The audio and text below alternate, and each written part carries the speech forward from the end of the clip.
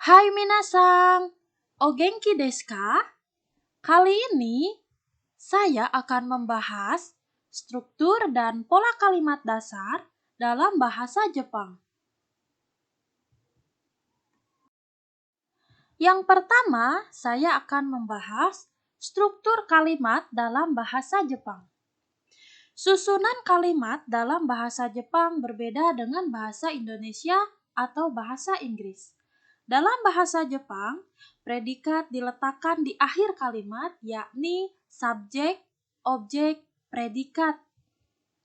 Dalam bahasa Jepang, pola kalimat atau susunan kalimat dalam bahasa Jepang dapat dibagi menjadi 4 jenis, yaitu pola kalimat standar, pola kalimat tanpa objek, pola kalimat tanya, dan pola kalimat jawaban. Minasang, yang pertama adalah kalimat pernyataan. Dalam bahasa Jepang, pola kalimat terbentuk dengan aturan SOP. Apa itu SOP? Subjek, objek, predikat. Berbeda dengan bahasa Indonesia yang biasanya meletakkan predikat di antara subjek dan objek. Ya, minasang, coba kita perhatikan dari contoh kalimat berikut. Watashi wa hon o yomimasu. Artinya adalah saya membaca buku. Nah, buku bahasa Jepangnya adalah hon, dan ini sebagai objeknya ya. Dan membaca bahasa Jepangnya adalah yomimasu, sebagai predikatnya diletakkan di bagian akhir.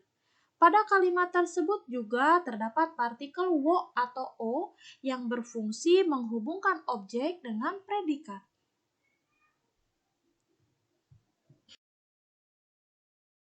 Minasang, yang kedua adalah kalimat pertanyaan. Cara membuat kalimat tanya dalam bahasa Jepang cukup mudah ya.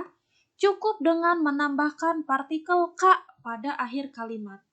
Contoh kalimatnya adalah Anata wa kaishain desu ka? Artinya adalah, apakah kamu pegawai perusahaan? Anata itu artinya Anda atau kamu. Kaishain itu artinya pegawai perusahaan ya, desu ka? Ini pertanyaan ya, apakah? Anata wa kaishain desu ka? Apakah kamu pegawai perusahaan?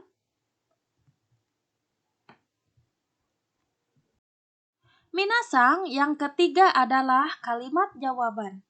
Bila seseorang menanyakan sesuatu hal kepada kita yang jawabannya benar atau salah, maka kita dapat menggunakan kata hai yang berarti iya dan kata iye yang berarti tidak atau bukan. Ya, di sini ada contoh jawaban yang menyatakan iya. Hai, so desu. Artinya adalah iya, betul. Kemudian contoh jawaban yang menyatakan tidak atau bukan. Ya, contoh kalimatnya adalah iye so dewa atau ja arimasen. Ya. Artinya adalah bukan begitu. Nah, dalam contoh kalimat jawaban negatif tersebut terdapat aturan bahwa untuk membuat suatu jawaban menjadi negatif harus merubahnya menjadi berakhiran titik-titik masu menjadi titik-titik maseng. Ya, minasang. Jadi akhirannya itu kalau titik-titik masu itu positif ya. Kalau dirubah menjadi bentuk negatif maseng.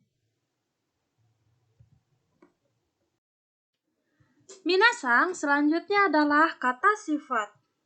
Kata sifat dalam bahasa Jepang dibagi menjadi 2 golongan ya, yaitu keiyoshi dan keiyodoshi. Keiyoshi adalah semua kata sifat yang berakhiran dengan huruf i. Sedangkan keiyodoshi adalah kata sifat sisanya yang tidak berakhiran dengan huruf i. Minasang, untuk contoh kata sifat jenis keiyoshi adalah yang pertama, oishi. Artinya adalah enak. Kemudian akai, artinya adalah merah. Takai, artinya adalah tinggi. Utsukushi, artinya adalah cantik. Ya. Penggunaan kata sifat jenis keiyoshi sama seperti pada bahasa Inggris, yaitu dengan tipe MD atau menerangkan, diterangkan, ya. Misalnya, amai mikang artinya adalah jeruk manis. Minasang, untuk kata sifat keiyodoshi atau yang sering juga disebut nakeyoshi di Jepang, penggunaan kata sifat ini harus diberi tambahan partikel na untuk menggabungkan kata sifat dan kata bendanya. Ya. Contoh kalimatnya adalah shinsetsu na hito. Shinsetsu na hito. Ya, shinsetsu na hito ini artinya adalah orang yang ramah. Ramah ini termasuk kata sifat ya minasang, tapi dalam bahasa Jepangnya ini shinsetsu tidak berakhiran i ya. Nah, makanya kalau yang gak berakhiran i, tapi itu kata sifat, maka ditambahkan na setelah kata sifatnya ya. Shinsetsu na hito, orang yang ramah ya. Hito itu artinya orang. Minasang, untuk materi, struktur, dan pola kalimat dasar dalam bahasa Jepang, saya akhiri ya. Jika ada pertanyaan dan masukan, silahkan kalian isi di komentar. Sekian dan terima kasih. Arigatou gozaimashita.